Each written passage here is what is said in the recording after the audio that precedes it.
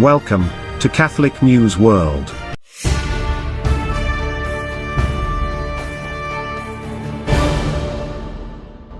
Welcome to Catholic News World. Please subscribe to our channel. My name is Steph. Here are this week's breaking news headlines. Agenzia Fides reports Brother Moses Simeacon Sense, a Catholic missionary, was killed in Burkina Faso at age 35. Soldiers fired several times at individuals whom they claimed posed a threat. Unfortunately, one of the shots hit Brother Moses, killing him. The military police have apologized in an official letter to our congregation and the family of the missionary brother. The tragedy occurred around 9 in the evening on March 29, when our brother was passing near the checkpoint set up by the military police, sources from the General House of the Missionaries of Africa, White Fathers, affirm. It was a tragic accident, a person in charge of the General House told Agenzia Fides. He confirmed the accidental murder of one of his community confreres in Ouagadougou, the capital of Burkina Faso. Brother Moses Simeacon Sense, originally from Zambia, was killed by a stray bullet on the evening of March 29 near a military checkpoint.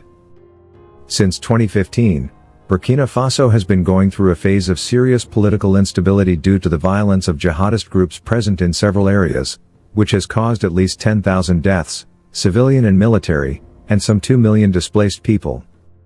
In addition, civil society organizations in Burkina Faso have expressed their concern over cases of kidnapping and forced recruitment of citizens as army auxiliaries in the fight against jihadism, and have denounced the recurrent and systematic denial of freedom of opinion.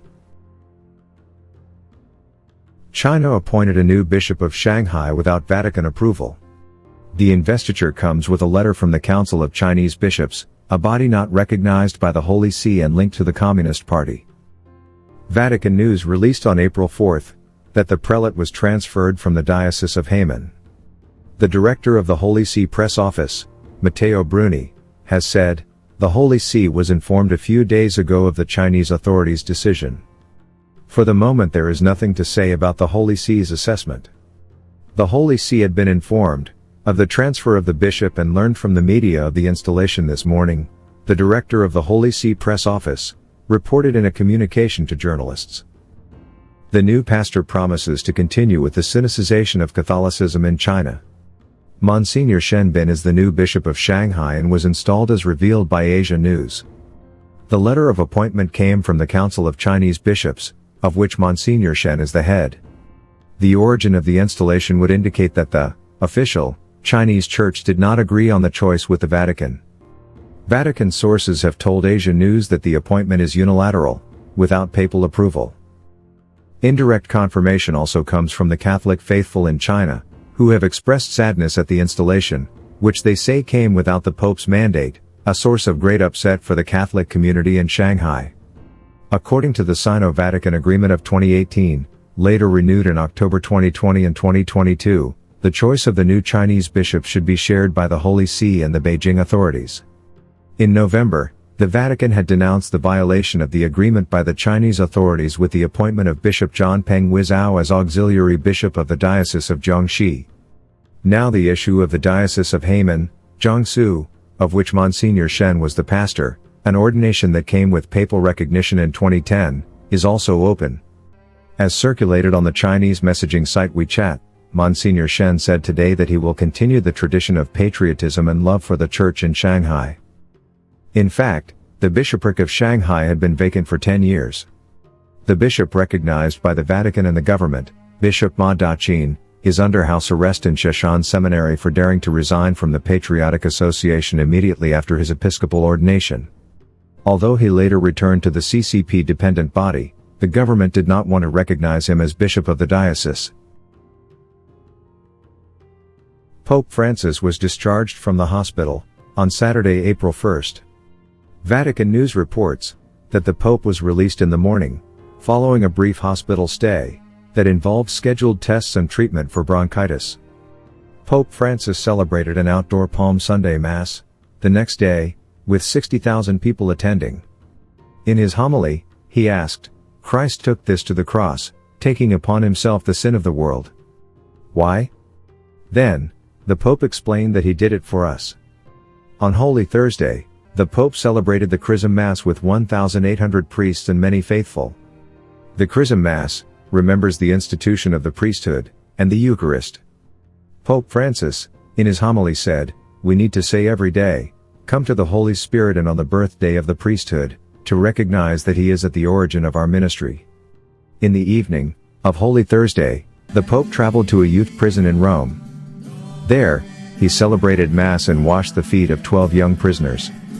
They varied in ages from 14 to 25 years of age, 10 young men and 2 young women, 2 of them of Sinti origin, the others from Croatia, Senegal, Romania, and Russia, representing various faith traditions. Pope Francis previously visited this institution in 2013, right after he became Pope, when he chose to celebrate the Holy Thursday liturgy in Coena Domini there. In his homily, the Pope said, "Jesus has washed my feet. Jesus has saved me. The Lord is always next to you. He never abandons." On Good Friday, Pope Francis presided over the liturgy and veneration of the cross. The preacher of the papal household, Cardinal Raniero Cantalamessa, gave the homily.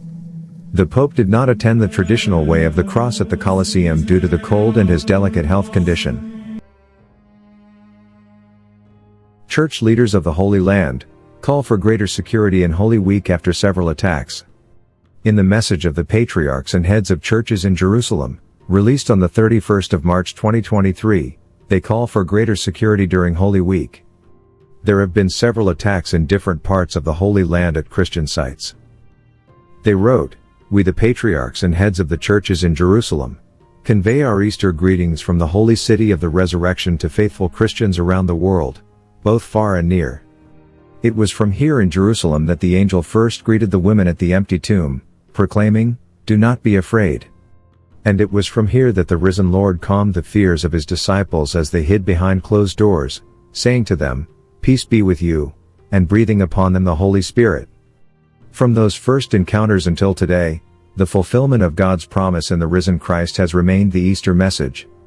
For just as Christ has been raised, so too have we been raised with him to a new life in the hope of that same resurrection.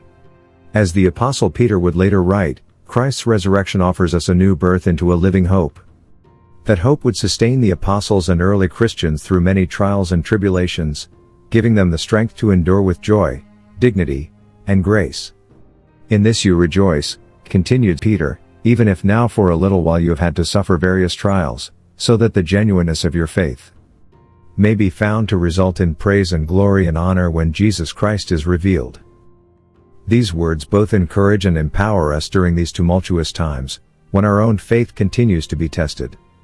As we have all seen in recent months, escalating violence has engulfed the Holy Land. Local Christians in particular have increasingly suffered adversities similar to the ones about which St. Peter wrote. For over the past year, some of our churches, funeral processions, and places of public gathering have become targets of attack, some of our holy sites and cemeteries have been desecrated, and some of our ancient liturgies, such as the Palm Sunday procession and the Holy Fire ceremony, have been closed off to thousands of worshippers. This is in spite of our agreements to cooperate with the governing authorities, and to accommodate any reasonable requests that they might present. While we will persevere in these good faith efforts, we ask the overseeing officials to work cooperatively and collaboratively with us, even as we call upon international community and local residents of goodwill to advocate on our behalf, in order to help secure the safety, access, and religious freedom of the resident Christian community and the millions of Christian pilgrims annually visiting the Holy Land, as well as the maintenance of the religious status quo. Yet in welcoming this support, we do not finally place our hope in the hands of any human source. We place our ultimate hope only in God. For through Christ's resurrection, we have the blessed assurance of the Almighty's gracious providence through the Holy Spirit, a source of divine power that is able to sustain us today, just as it sustained Jerusalem's first Christians those many centuries ago. This was part of the Easter message from the patriarchs and heads of the churches in Jerusalem. Watch our programme every Friday at 7:30 p.m. Thanks for watching. Please subscribe to Catholic News World channel. God bless.